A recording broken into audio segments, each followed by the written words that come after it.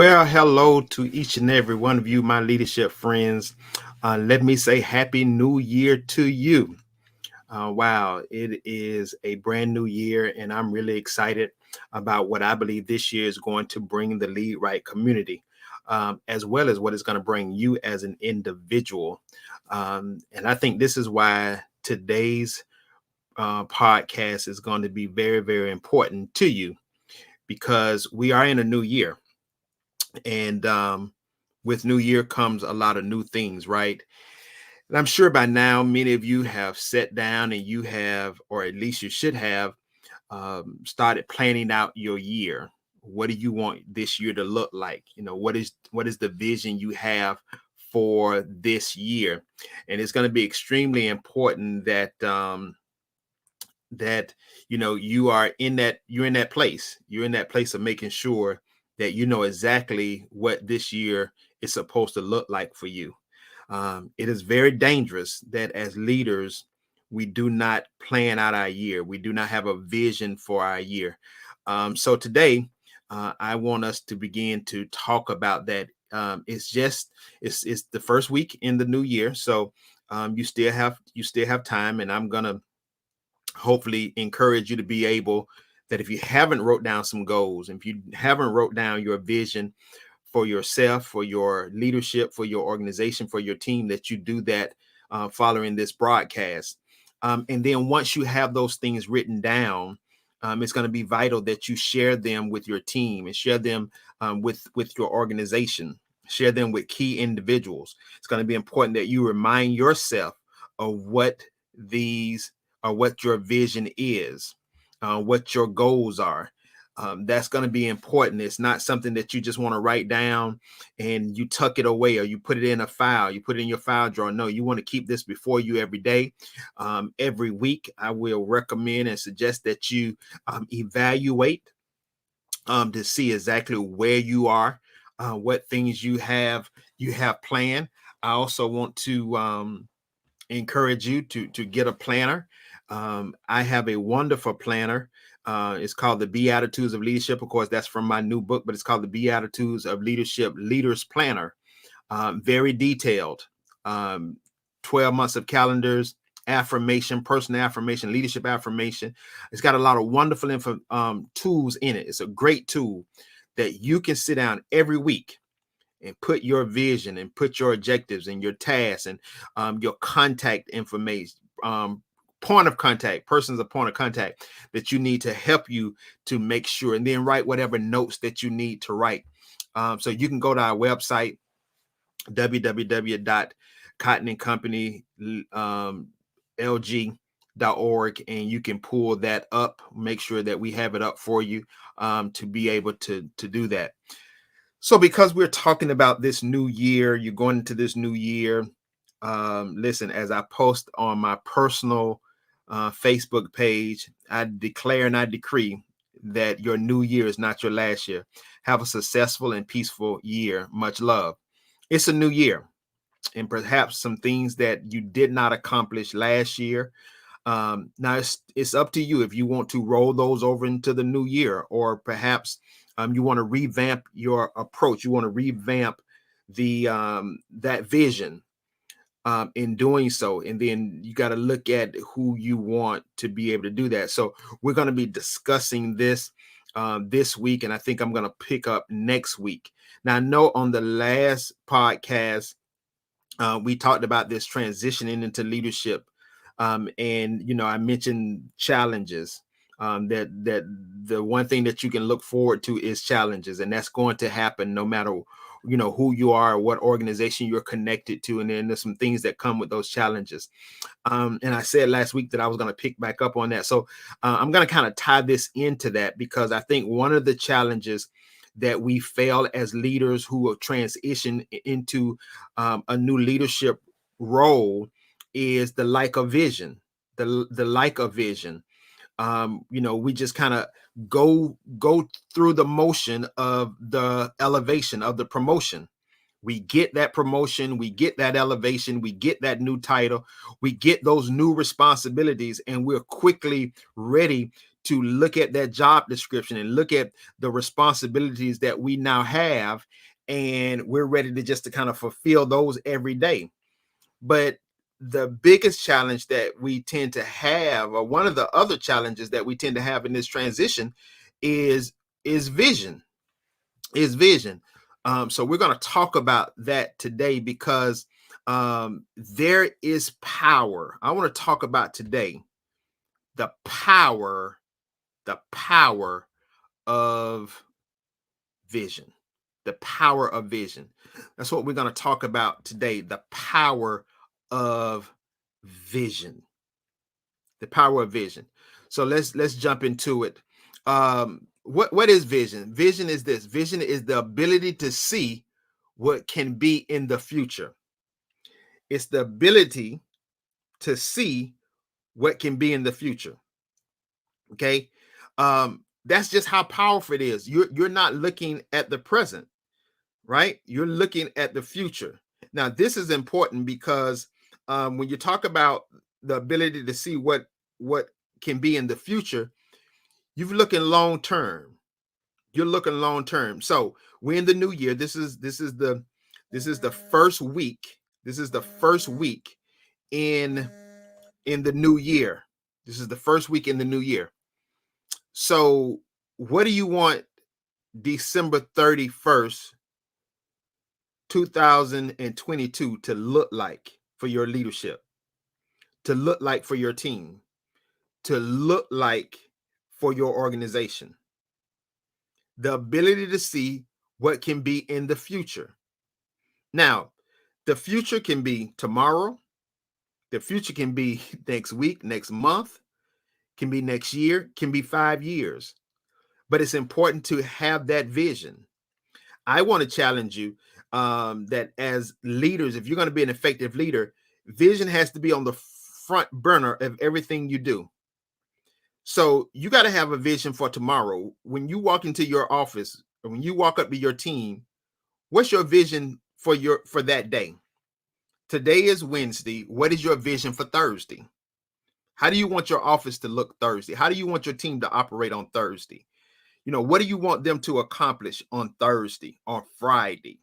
Okay, that's just how powerful vision is, because vision, although it's the ability to see what can be in the future, you got to be able to define your future. For me, the future is every time that second hand turns on a clock, because that's a time that I've never lived before. It's a time I've never existed. So that's the future. Okay. So you want to make sure that. So again, vision is the ability to see what can be in the future. Okay. So let's talk a little more. What is the power of vision? Here's the first thing about the power of it. The power of vision is strong. The power of vision is strong. Now, why do I say this? Here's why I say this. And the power of vision is strong. It has the power to not only change the present condition of something, but it has the power to change what cannot be seen. Let me say that again. The power of vision is strong because it has the ability to change your present condition, but it also have the power to change something that you haven't seen yet, and you may not be able to see it. That's how powerful it is. It could be something that could happen, but when you have vision, you can stop it. What do I mean by that? I tell you, everything. One of the things that I learned in my MBA program is everything has a life cycle. Okay, and so many of us know this. Everything has a life cycle, right? Companies have a life cycle. Products have a life cycle. So here it is.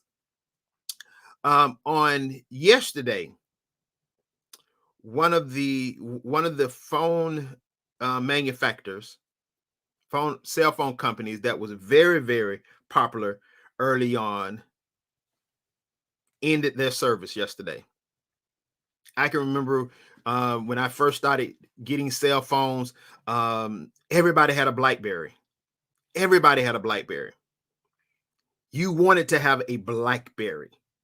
right? This was for the iPhone. This is before the Samsung phones really hit. The BlackBerry was a very popular phone. Well, if indeed everything has a life cycle, yesterday that life cycle ended.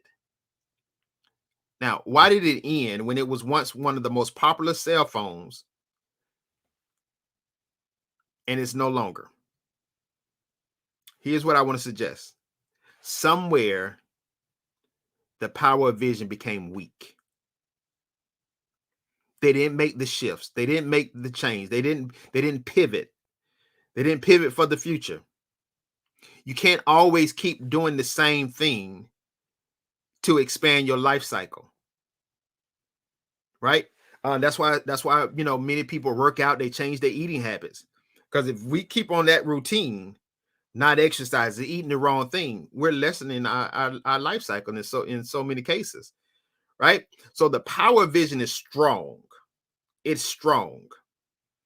If they would have had a big enough vision, I'm not saying that they didn't, but I just want to use this as a scenario. This is my own interpretation. If they had a big enough, because right now BlackBerry, the company, is still going to be around. They're just going into software. They're going to now start focusing on software, right? But if they would have had that vision years ago to incorporate software with that BlackBerry phone, they could still be one of the most popular cell phones that's around. So you have to understand that vision is strong. Vision is strong. Here's number two. Here is number two. The power of vision keeps focus. The power of vision keeps focus. The power of vision keeps you as the leader focused from being distracted. And we all know that as in leadership, it's easy to get distracted. It keeps you centered on what you know would be a better tomorrow, right? So the power vision keeps you focused. It keeps you from distraction. It centers you. It centers you on what you know would be a better tomorrow. It keeps you from traveling down the wrong road. John Maxwell once said this, and I love this. He said, vision leads the leader. It paints the target. It sparks and fuels the fire within, and it draws the leader forward. That's powerful. We're talking about the power of vision, and the power of vision keeps you focused. It keeps you focused. Look at the third one. The power of vision is fuel. The power of vision produces the energy, the passion, the enthusiasm to reach the future you have seen in your mind. You ever plan something? You ever planned a trip, a vacation, months ahead of time,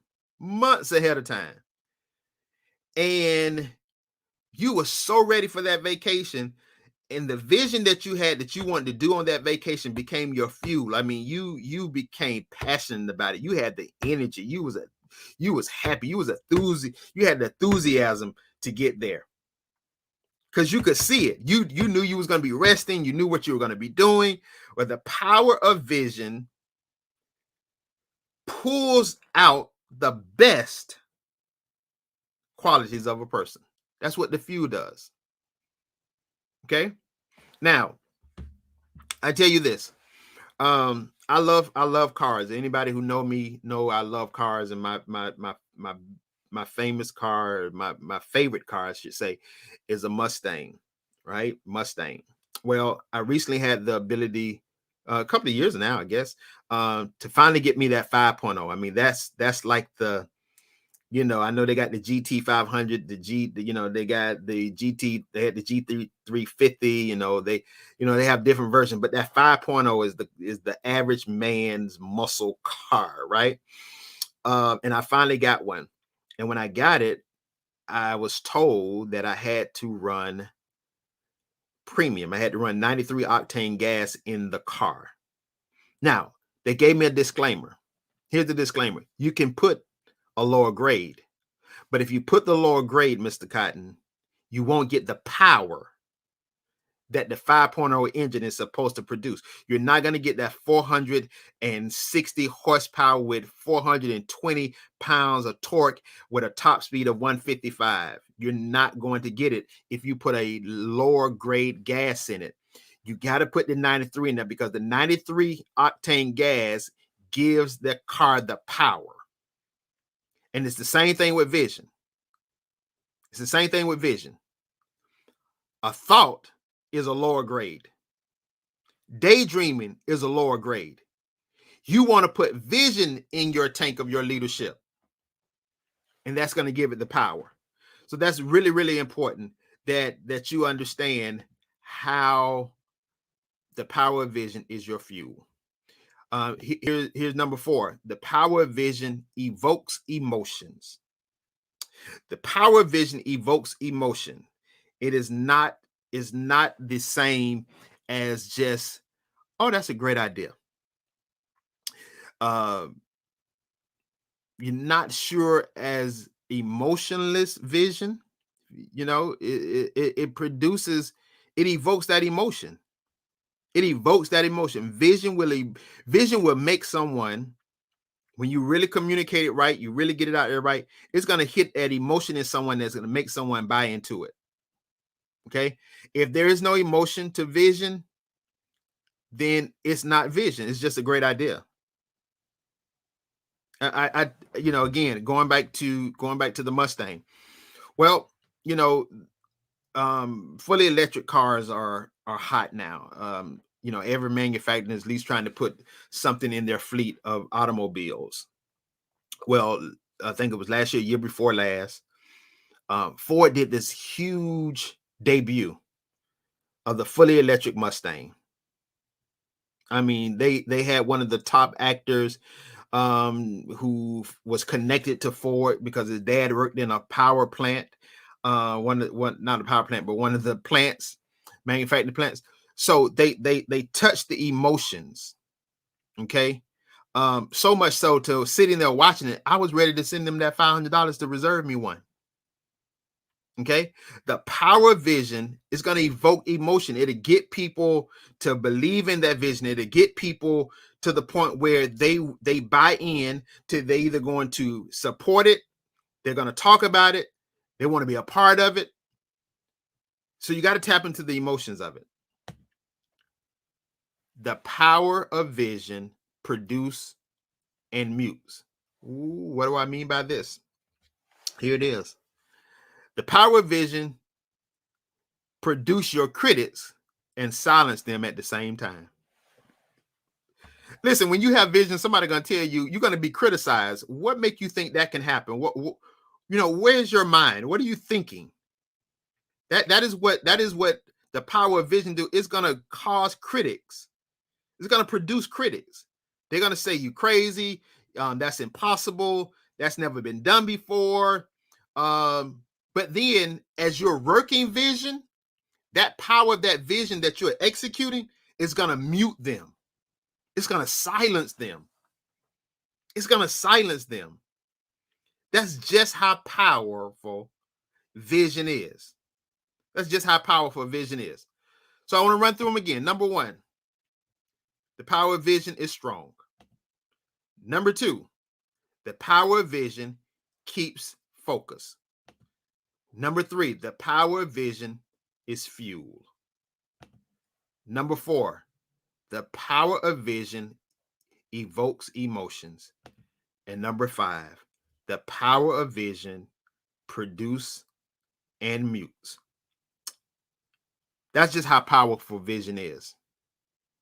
That's just how powerful vision is. So I hope by now, as you're in this first week of this new year, the 5th day into this new year, you're really thinking about your vision for your leadership, your team, your organization. And hopefully this podcast is really giving you an understanding of how powerful vision is. And you would want to go back and really think about and look at your vision. And if you haven't, you want to go back and begin to put vision in place. Okay. Put vision in place. So I want to thank you all so much for joining in on the Lead Right podcast. Again, I am J. Scott Cotton, and I want to always encourage you to join the Lead Right community. And you can text Lead Right. It's down at the bottom of the screen. You can text Lead Right to 84576, and you will be put in, and you would get wonderful information, encouraging words, because remember, the Lead Right community is about motivating, inspiring, and equipping you to be an effective leader who leads right. So again, thank you all so much.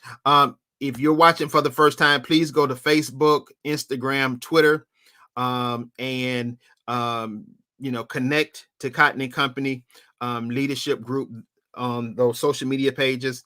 And then as well, if you're watching this on YouTube, you want to hit the subscribe button. You want to hit the subscribe button so you would know when I go live. So this year is going to be wonderful. I have some great vision for the Lead Right community, and you all will hear some things that are taking place. And I'm just really, really excited about what we're going to do as we lead right. Thank you so much. God bless you. I love you. Let's continue to lead right.